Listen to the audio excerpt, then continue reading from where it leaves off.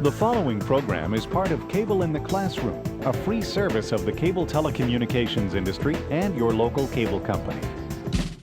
ESPN is proud of the many awards that SportsFigures has received, and we want to thank all the great athletes who have donated their time to help you put your brain in the game. One is Olympic team mountain biker Travis Brown, who's about to start shifting through how gears work.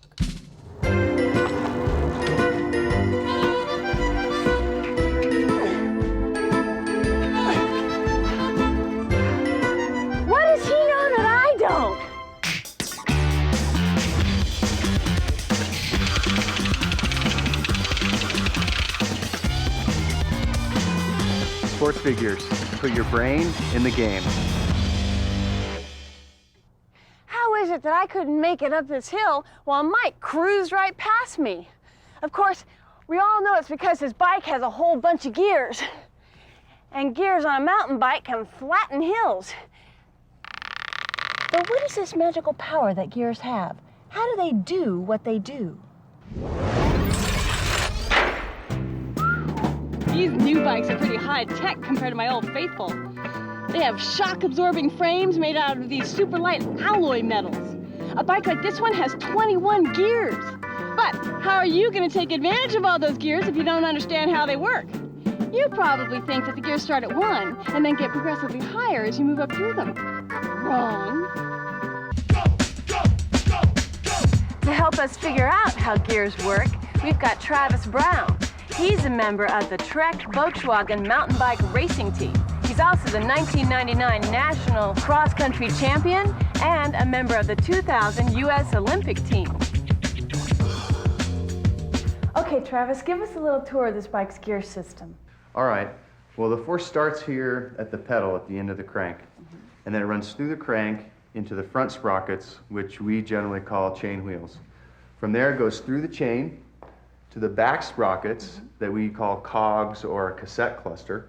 Now, what do you have so many gears for? Well, we have the low gears for when the resistance is really high. For instance, if you're going up a really steep hill or you're riding in mud or sand. And the high gears are for when the resistance is low, like riding on smooth, flat pavement or downhill. Now, why is first gear easier for going uphill? Well, it's easier to pedal. Why? Because it's first gear. I think we can be a little more specific than that.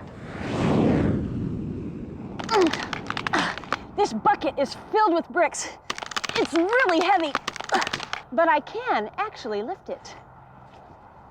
This is a lever, right? We can use a lever to lift or move something way heavier than we ever could without it. A lever translates our work. It changes it. Look what happens. I'm doing work on this end of the lever. And we know from physics that the definition of work is force times distance. Well, I'm applying a small force over a large distance, and the lever is translating that work to the bucket. But look what's happening to the bucket. It's hardly moving any distance. It's only going up a couple of feet. But we know the force is great because that bucket's really heavy, and it is being lifted. The lever is translating our work. So on that end, we get a big force over a small distance. That's what levers do. They trade off force and distance. Like, let's say I wanted to get the bucket higher off the ground, move it a greater distance. Well, to change the relationship between force and distance, all you have to do is change where the lever's fulcrum is, or pivot point. Now, I can lift the bucket higher, and I'm not going a long distance, but I am using a lot more force. Okay, that tells us something about levers, right? You can change the relationship by changing the size of the lever on either side of the fulcrum.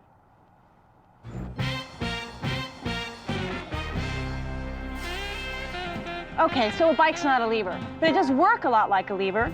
The gears take work and translate it just like a lever did. Okay, Travis, let's take this gear thing apart. All right. Okay, now this is not a gear, right? No, this is a sprocket. And generally on a mountain bike, we have 3 front sprockets, which we call chain wheels. And we have 7 rear sprockets, which we call cogs. Wow, that's a lot of sprockets. But where are the gears? When I turn the crank handle this way, The blades spin that way. How come? Because it's geared, it has 2 sprockets.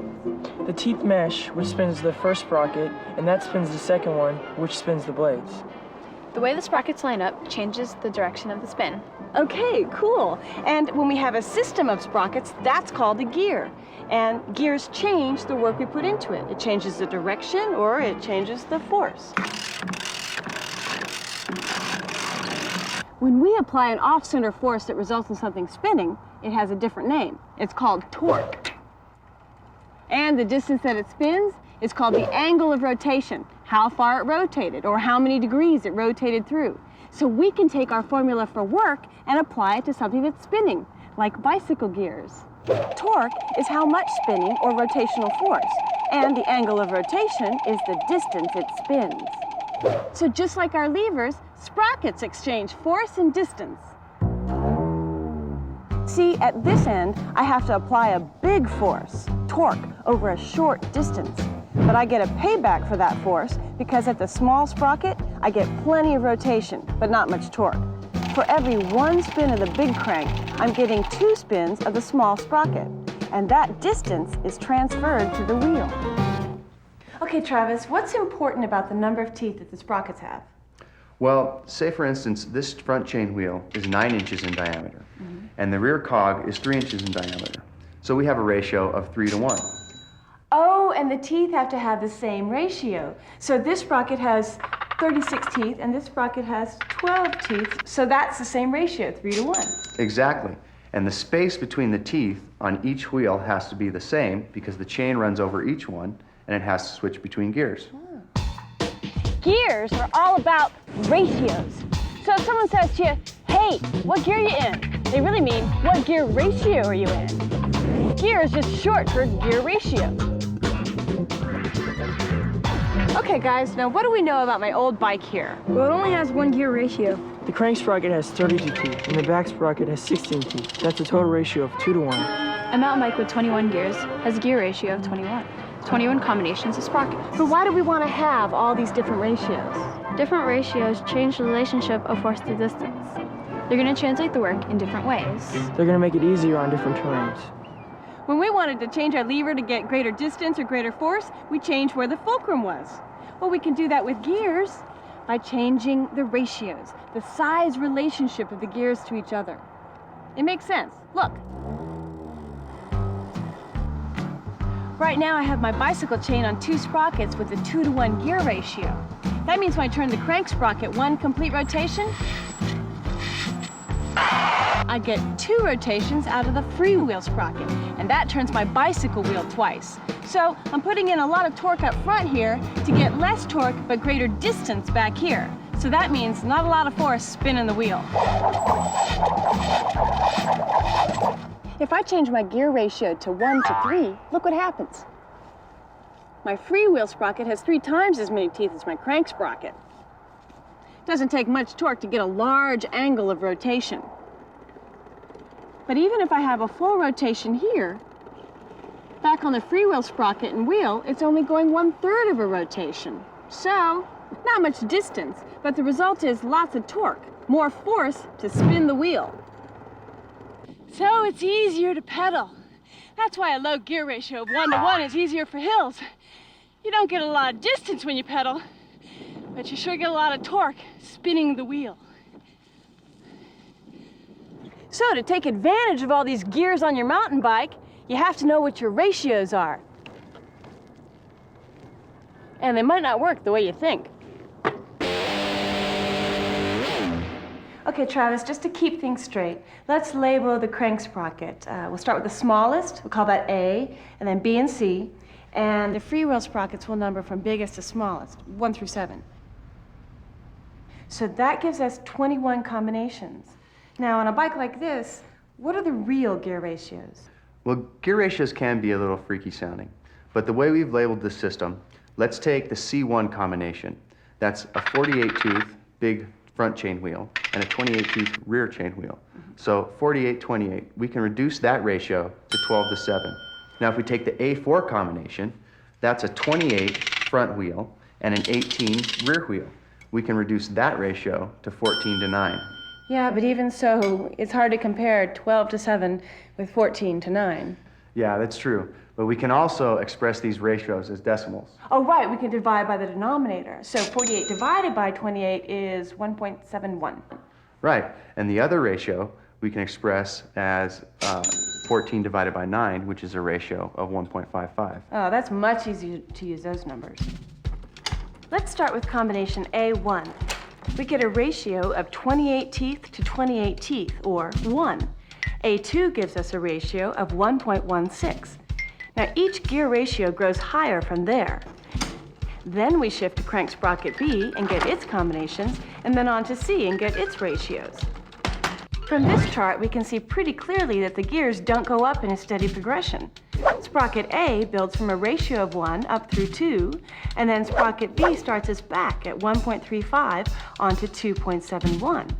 And then sprocket C drops us back at 1.71 and builds to 3.42. Generally what we'll do is we'll pick one of the front chain wheels for a given type of terrain. For instance, on a steep climb, we'll be in the small front chain wheel. And we'll do most of our shifting in the rear until we get to a point where we need the next range. Yes? Then we'll make one shift from the small front chain wheel to the middle chain wheel. And that's when it maybe gets more flat. Ah. Then we'll use, we'll go through the range in the back. And then when it starts to go downhill or the speed gets really high, we'll go from the middle front to the large front.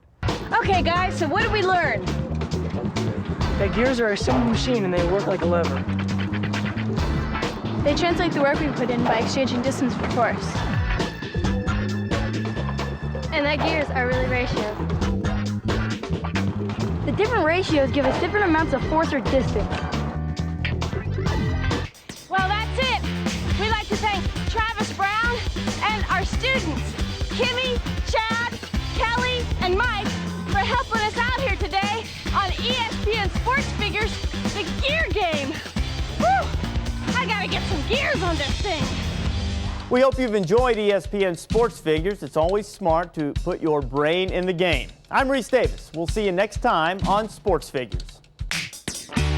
ESPN SportsFigures is presented commercial-free for educators to tape and use in the classroom. For a free teacher's curriculum, to order the SportsFigures series, or if you have questions or comments, visit our website at espnsportsfigures.com. you can also call 1-800-565-0452. This has been a presentation of ESPN, the worldwide leader in sports. For more, log on to espn.com. SportsFigures. Put your brain in the game. The preceding program is part of Cable in the Classroom, a free service of the cable telecommunications industry and your local cable company.